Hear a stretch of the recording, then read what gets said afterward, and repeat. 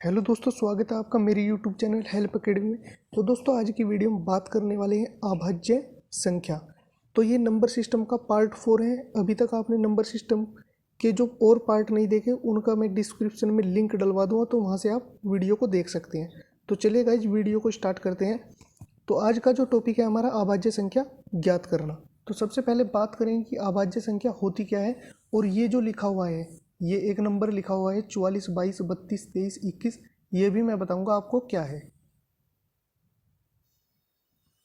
तो गाइज, ये जो लिखा हुआ है अभाज्य संख्या, वे संख्या जिनके दो गुणनखंड संभव हो अभाज्य संख्या कहलाती है। इसका कहने का मतलब क्या है कि या तो वो एक से विभाजित होगी या वो सवय से विभाजित होगी। ठीक है। तो सबसे छोटी अभाज्य संख्या क्या है? 2 है सबसे छोटी अभाज्य संख्या। सबसे ऋणोत्तर अभाज्य संख्या भी कौन सी है? 2 ही है। और इकलौती सम अभाज्य संख्या भी 2 ही है। तो आगे जो ये लिखा हुआ है, तो ये जो आपके सामने लिखा हुआ है अभाज्य संख्या ज्ञात करना, ये मैंने एक नंबर लिखा है 44, 22, 32, फिर आप इसको उल्टा कर दो 23, फिर 21। आपको याद कैसे रखना है? 44, 44 का आधा कितना है? 22, 32, 32 का उल्टा कर दिया 23, फिर 21। ये क्या है कि 1 से लेकर 100 तक जितनी भी अभाज्य संख्या है ये उनकी संख्या है। जैसे यहाँ पे क्या है, ये जो 4 लिखा हुआ है 4, ये अभाज्य संख्या है। 1 से लेकर 10 तक कितनी अभाज्य संख्या है हमारी? 4 अभाज्य संख्या है। ठीक है। जैसे एक तो 2 होगी, एक 3 होगी, एक 5 होगी, एक 7 होगी। अभाज्य संख्या वे संख्याएं हैं जो या तो सवय से कटती है या 1 से कटती है, बस, बाकी किसी और से नहीं कटती। जैसे आप 3 ले लो, 3 किसी से कटेगा? नहीं कटता। या तो 1 से कटेगा या खुद से ही कटेगा। 5 भी ऐसा ही है, या तो 1 से कटेगा या खुद से कटेगा। तो ये जो लिखा हुआ है 1 से लेकर 10 तक कितनी अभाज्य संख्या होगी? 4। फिर 10 से 20 के बीच में कितनी होगी? 4। 20 से लेकर 30 के बीच में कितनी होगी? 2 अभाज्य संख्या। कौन कौन सी? एक तो 23 होगी, एक 29 होगी। 30 से लेकर 40 के बीच में 2 अभाज्य संख्या होगी। ठीक है। तो ऐसे ऐसे ये सूत्र लिखा हुआ है। तो अब बात करते हैं क्वेश्चन की। तो आपने हर एग्जाम में ऐसा क्वेश्चन देखा होगा। ठीक है। तो चलिए आज मैं इन क्वेश्चनों पे बात करता हूँ और मैं आपको बताऊंगा कि इन क्वेश्चनों को कैसे किया जाता है। तो गाइज, ये लिखा हुआ है 1 से 70 तक कुल कितनी अभाज्य संख्या होगी। तो यहाँ पे 1 से 10 तक कितनी है? 4। और आपको कहाँ तक जाना? 70 तक। तो आप लिख लेंगे यहाँ पे 4 प्लस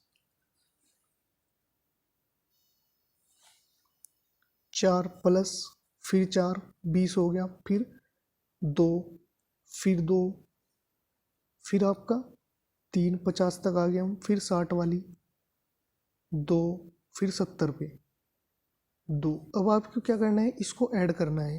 तो ऐड कर लेंगे आप इसको। 4 और 4 8, 8 और 2 10, 12, 12 और 3 कितना? 15, 15 और 2 कितना? 17, 17 और 2 कितना? 19। तो 1 से लेके 70 के बीच में कितनी अभाज्य संख्याएं होगी? 19। ये आपका आंसर। तो उम्मीद करता हूँ क्वेश्चन समझ में आया होगा। आपको इसको रट लेना है। कैसे रटेंगे ये मैंने बता दिया।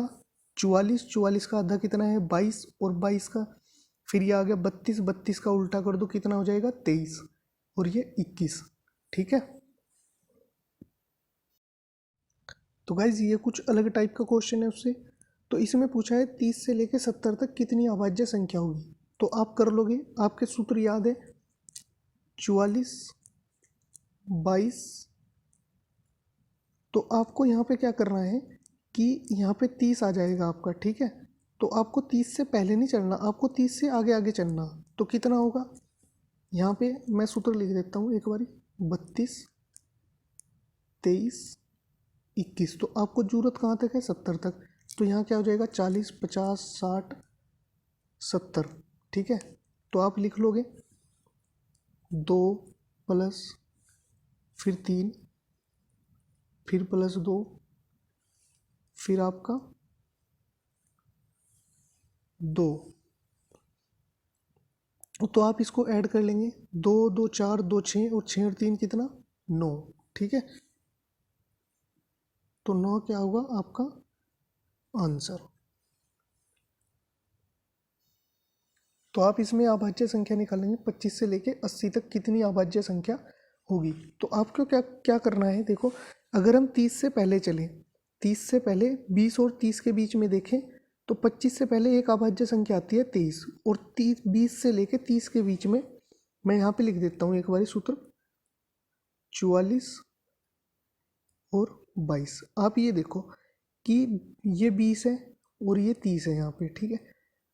तो 20 से और 30 के बीच में कितनी दो अभाज्य संख्या है, जिसमें से एक तो 30 है ना, जो 25 से पहले है ये पूछ रहा है 25 के बाद, तो यहाँ पे एक अभाज्य संख्या लेनी पड़ेगी आपको 29, ठीक है। तो एक ये आ गई, फिर आपकी ये दो, ये हो गया आपका क्या यहाँ पे 40, फिर 50 पे कितना है 3, 60 पे कितना है 2, फिर 70 पे कितना है 2, फिर 80 पे कितना है 3। तो आपको इसको ऐड कर लेना, ये कितना हो जाएगा 3 और 3 6, और ये कितना 6, और एक ये कितना 13, ठीक है। 6 और 6 12, और एक ही हो जाएगा 13। तो 13 अभाज्य संख्या होगी आपकी।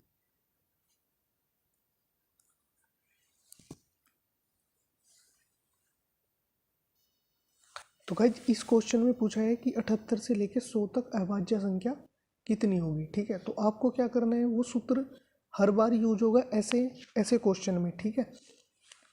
तो आपको वो सूत्र याद कर लेना है, मैं तो ऐसे ही लिख देता हूँ, ठीक है। तो कितनी होगी, एक तो अगर हम 80 तक जाएंगे, आपको पता है कि जो हमारा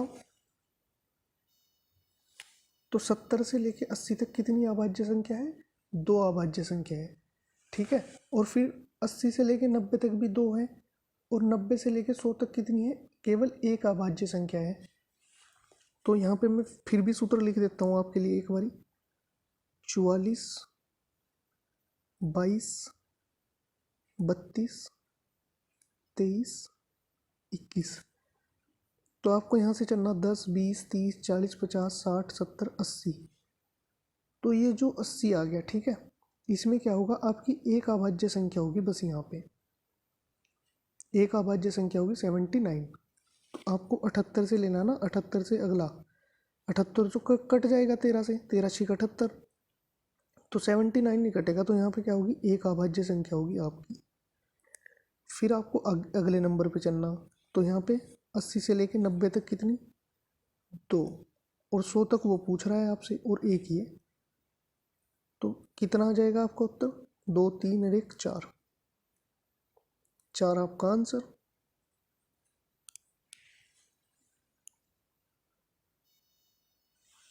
तो गाइज ये जो भाज्य संख्या है, ठीक है, वे संख्या जिनके दो से अधिक गुणनखंड हो भाज्य संख्या कहलाती है। या आप इसको क्या बोल सकते हो कि जो संख्या सवय और एक को छोड़कर किसी अन्य संख्या से विभाजित हो, तो वो संख्या क्या होती है, भाज्य संख्या कहलाती है।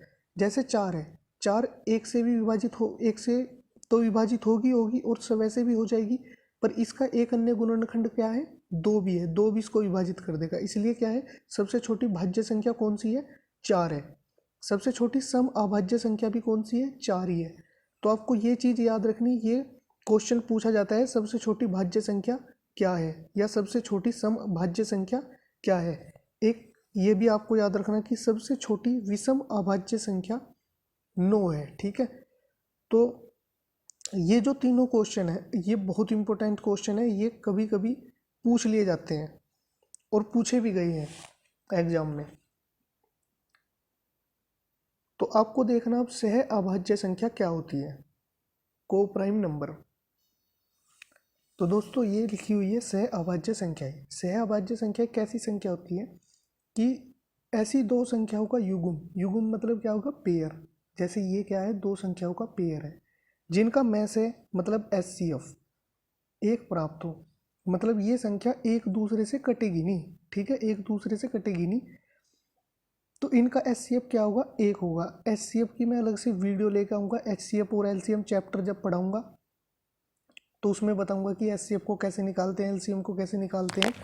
तो यहाँ पे आप ये याद रखो, क्योंकि ये संख्या एक दूसरे से कटेगी नहीं, तो इनका HCF क्या होगा, केवल एक होगा। 7 9 क्या दोनों एक दूसरे से कट जाएगी, नहीं कटेगी।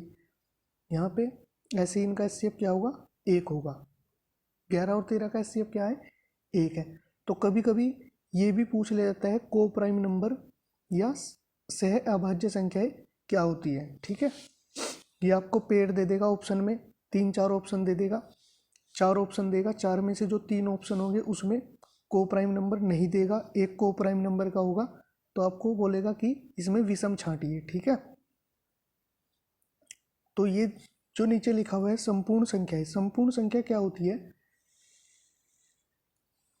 ऐसी संख्या जिनके भाजकों का योगफल वही संख्या हो। ठीक है, सवय को छोड़कर। अब इस बात को समझिए कि सवय को छोड़कर, और भाजक क्या होता है? जो इस संख्या को कट कर सके। ठीक है, इसको 2 काट सकता है, एक तो काट ही देगा। ठीक है, जैसे ये 6 है, सबसे छोटी संपूर्ण संख्या है ये 6, तो एक तो 6 को काट दिएगा, 2 से 6 कट जाएगा 3 बार, 3 से 6 कट जाएगा, लेकिन और किसी से तो नहीं कटेगा 6, तो यह खुद सवय से कटेगा। पर वो क्या कह रहा है कि सवय को छोड़कर इनका योग जो इसके भाजक है, भाजक क्या है? 1 भाजक है, 2 भाजक है, 3 भाजक है, इनका योग क्या हो? यही संख्या आ जाए। तो इनका योग क्या आ रहा? 1, 2 और ये 3, अगर आप इन्हें जोड़ोगे तो कितना आया? 6 आया, जो कि यही संख्या है। तो ये क्वेश्चन भी, ये संपूर्ण संख्या आपको कहीं पे देखने को भी नहीं मिलेगा, तो इसे कोई पढ़ाता भी नहीं, तो इसलिए मैंने ये लिया है। ठीक है, 6 सबसे छोटी संपूर्ण संख्या है। फिर एक आता है 28, 28 भी क्या है? एक संपूर्ण संख्या है 28 भी। इसका क्या होगा? जो इसके भाजक हैं, एक इसका भाजक है, 2 से कट जाएगा 28, 4 से कट जाएगा, 7 से कट जाएगा, 14 से कट जाएगा, कट तो खुद से भी जाएगा, पर वो कह रहा है कि सवय को छोड़कर। ये देखो कह रहा है ना, सवय को छोड़कर, तो आपको इसको कट कर देना। अब आपको इनको जोड़ लेना है, इनका योग 28 होना चाहिए, जो इसके भाजक है, जिससे मतलब 28 को भाग जा सकता है। तो 1 हो गया, 2 हो गया, 4 हो गया, 7 हो गया, 14 होगा। आपको इसको जोड़ लेना, अगर यही संख्या आ गई जोड़ के, तो ये क्या है? एक संपूर्ण संख्या है। तो दोस्तों आज के लिए इतना ही। वीडियो अच्छी लगी हो तो वीडियो को लाइक करना और वीडियो को शेयर करना। ठीक है, सब्सक्राइब का बटन ज़रूर दबा देना। मैं इसी पे ही मास्टर रीजनिंग, जो कि कैलेंडर चैप्टर चल रहा है अभी मैंने उसके 3 पार्ट डाल दिए हैं, तो आप प्लेलिस्ट में जा सकते हो, प्लेलिस्ट में रीजनिंग के चैप्टर को देख सकते हैं। ठीक है, तो वीडियो अच्छी लगी हो तो वीडियो को लाइक करना, शेयर करना और चैनल को सब्सक्राइब कर लेना। तो मिलते हैं अगली वीडियो में।